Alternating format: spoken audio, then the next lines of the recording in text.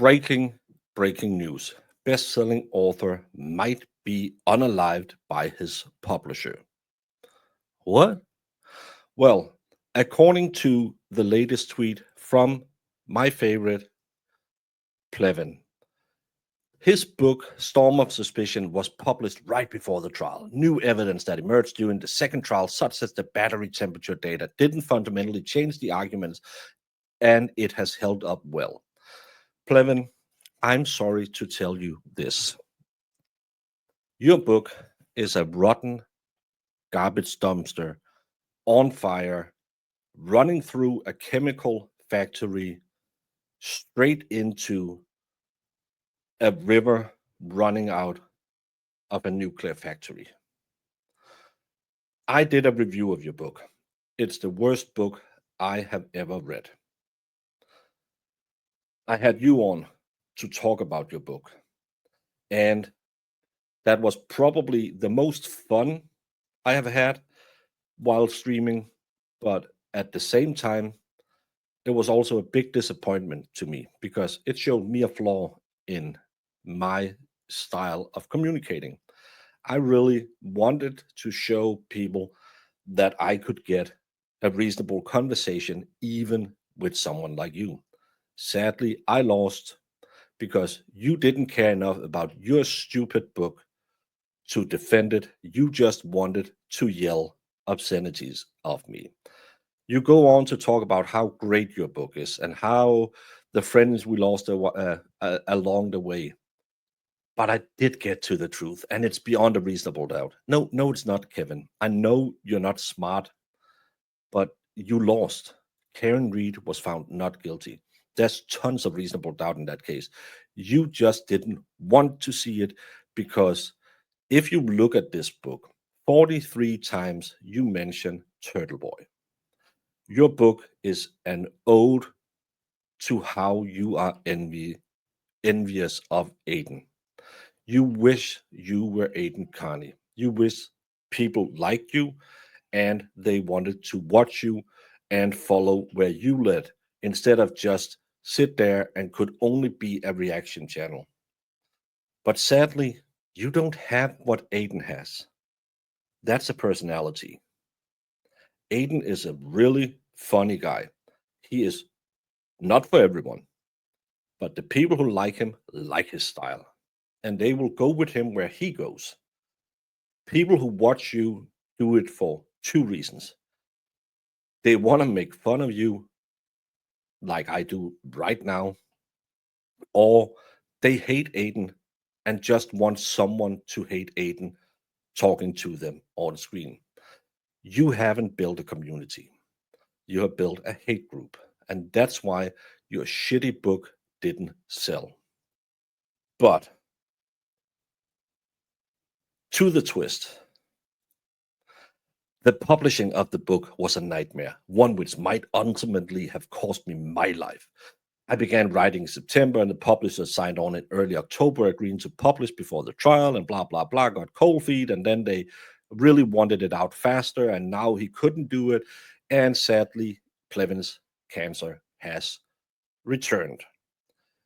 I know a lot of people out there are saying, we don't have proof Plevin has cancer or anything. I have no reason to think that he's lying about that. I went through a big bout with the big C when my mom passed away. I wish for you, Plevin, that God will stretch out his finger, touch you on the forehead, take away any ailment you have, because I don't have any animosity against you. I would never wish anything ill on anyone. But I really wish you would try and understand. You claim the publisher put you under stress, and that's why your cancer returned. This is again it's never Plevin's fault. You wanted to go into the arena of YouTube.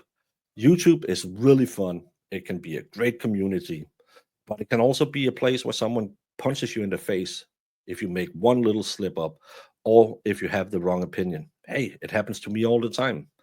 This is not a place you go if you want to feel happy and joyful all the time, because there's a lot of people out there who will tell you you're a fat, low IQ retard.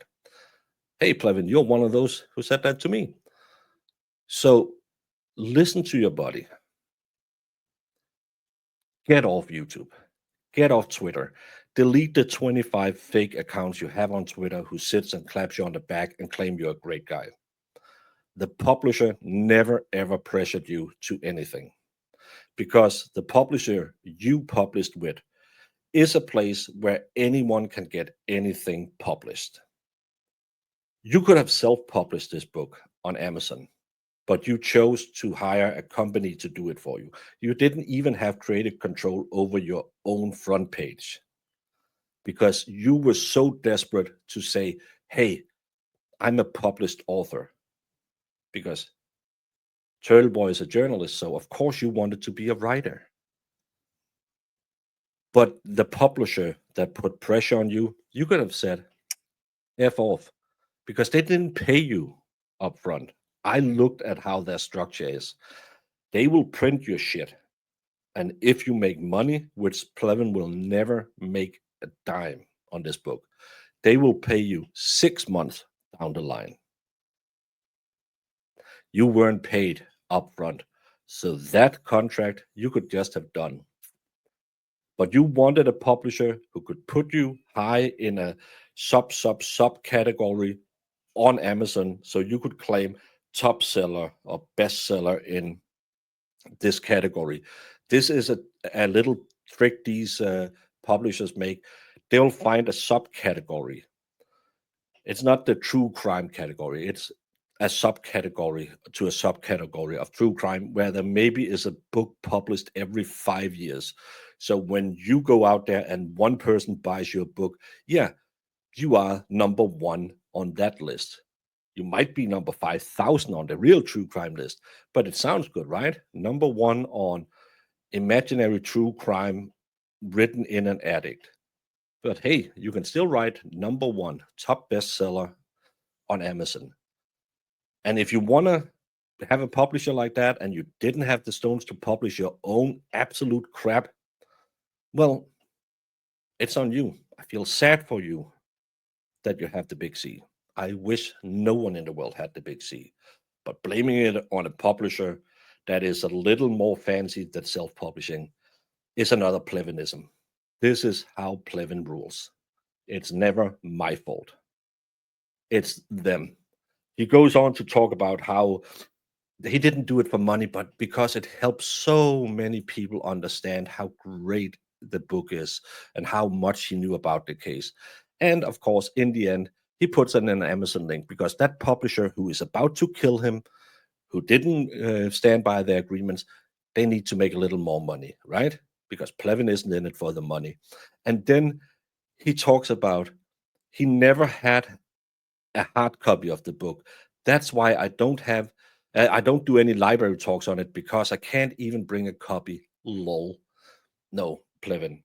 The lol is you believing that any library in the world would ever have you come on and talk about anything in this book, because this is absolutely dog crap. The way you describe people is borderline xenophobic. I know you have Irish, I think, heritage, but you describe the Irish like the Massachusetts Irish tends to come in two flavors: the dancer or the quiet observer. In Ireland, for centuries, going back into the boggy mist of time, the main entertainment consisted of ceilidhs, where they danced at Road Junction.